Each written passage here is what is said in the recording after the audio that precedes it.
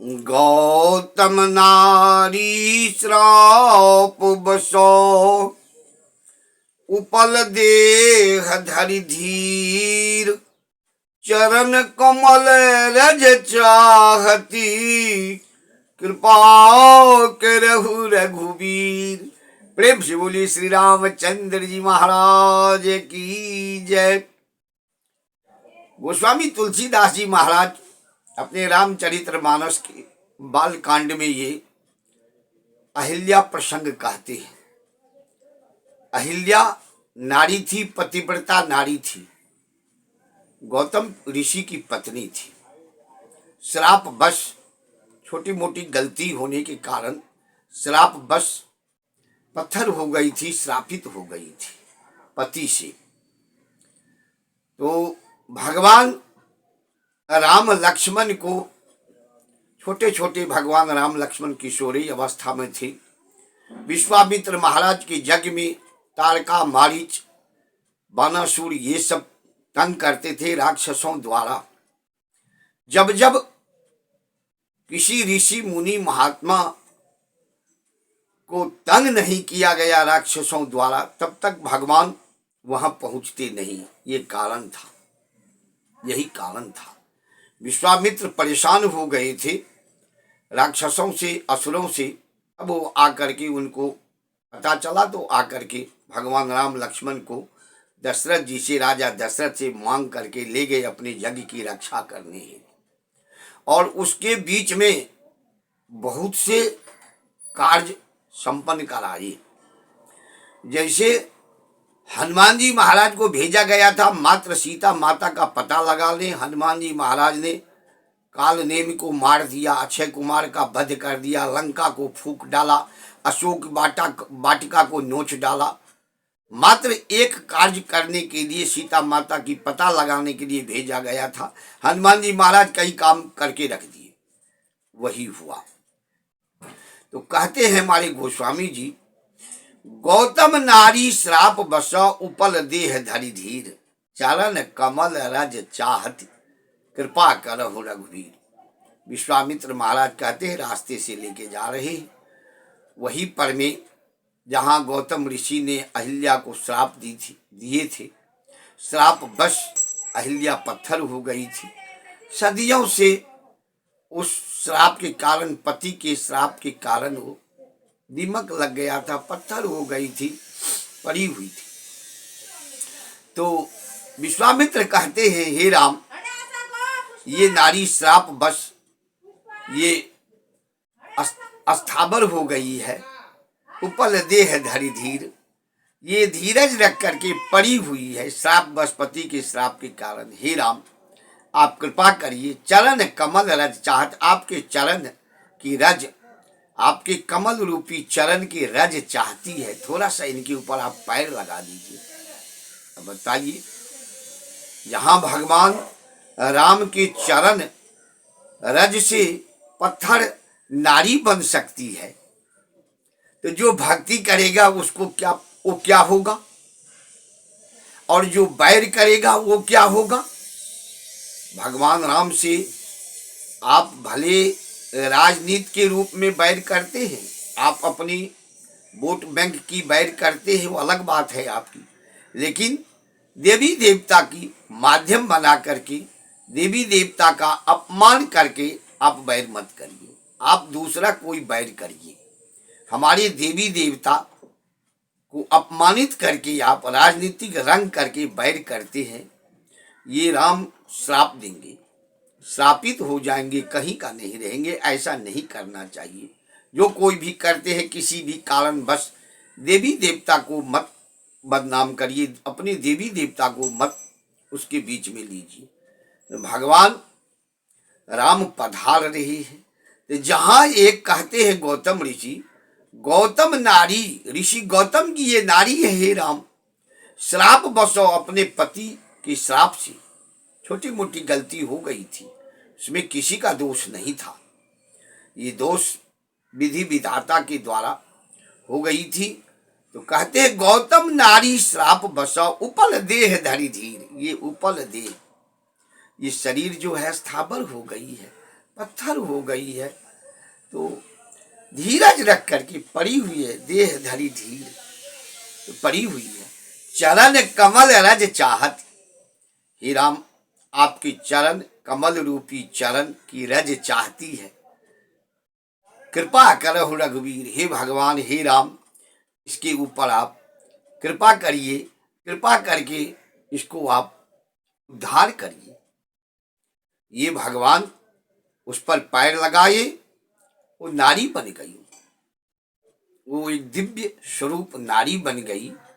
तो कहते हैं गोस्वामी जी छंद के माध्यम से, पर सत पद पावन शोक न सावन, प्रगट भई तप पुंज सही, देखत रघुनायक जन सुखदायक, मुख नहीं आवे बचन कही, अति प्रेम यधीरा पुलक शरीरा, अति प्रेम यधीरा पुलक शरीरा, मुख नहीं आवे बचन कही, अतिशय बर भागी चरण निलागी, जुगल नयन जल धार बही, धीरज मन कीन्हा प्रभु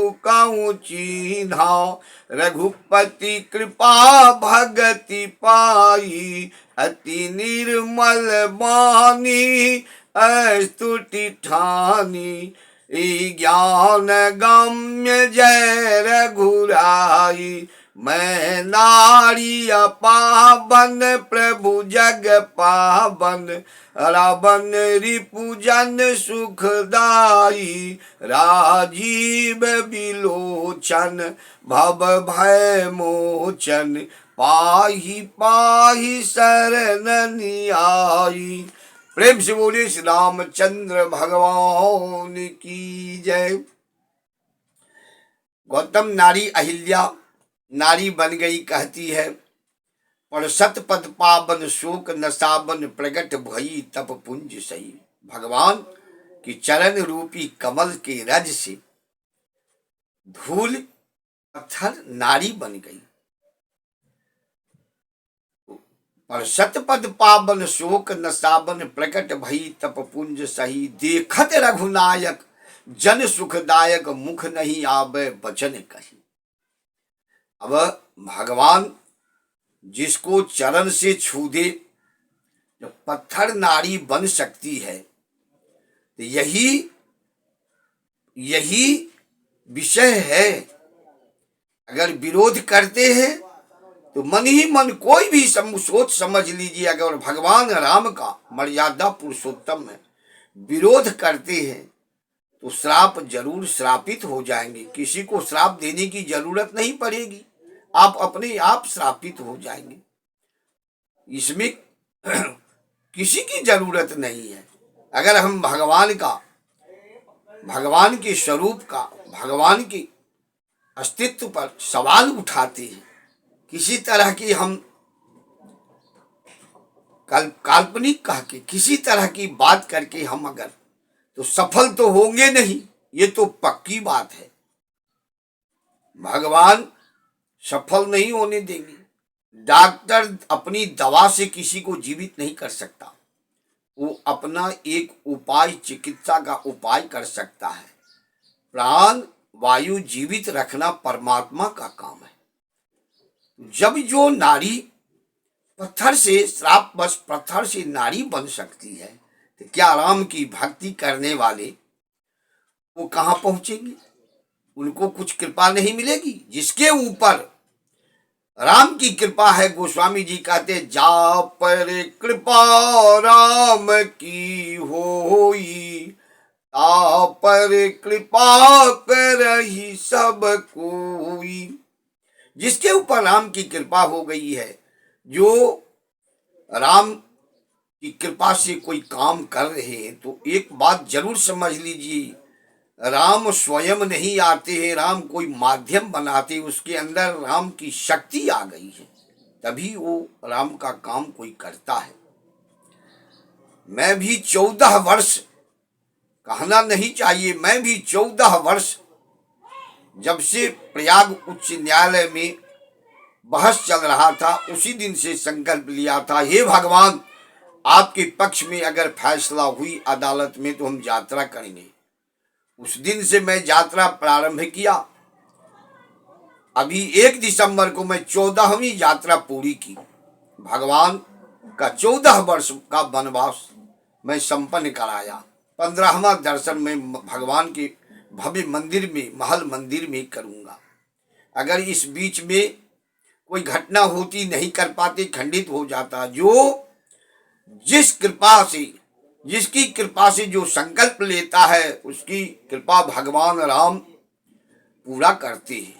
कहते हैं संकल्प के मंत्र हैं, जजाकृतो दूर मुदेति देवम ततुसपस तथे वेति दूरंगमन ज्योतिखाम ज्योतिरिगं तन्मे मनः शिव संकल्प मस्तु। तन्मे मनः, तन मन वचन, मन से, कर्म से, वचन से, ये तीनों से संकल्प होता है। तो जिसने संकल्प ले लिया है उसके संकल्प को राम जरूर पूरा कराएंगे। कोई रोक नहीं सकता, कोई ठोक नहीं सकता। कोई चाहे दुनिया सिर पटक के मर जाए, कुछ भी करके मर जाए, उसको रोक नहीं पाएगा कोई। ये राम की कृपा है। ये राम 22 तारीख को राम प्राण प्रतिष्ठित होंगे अयोध्या के भव्य मंदिर में।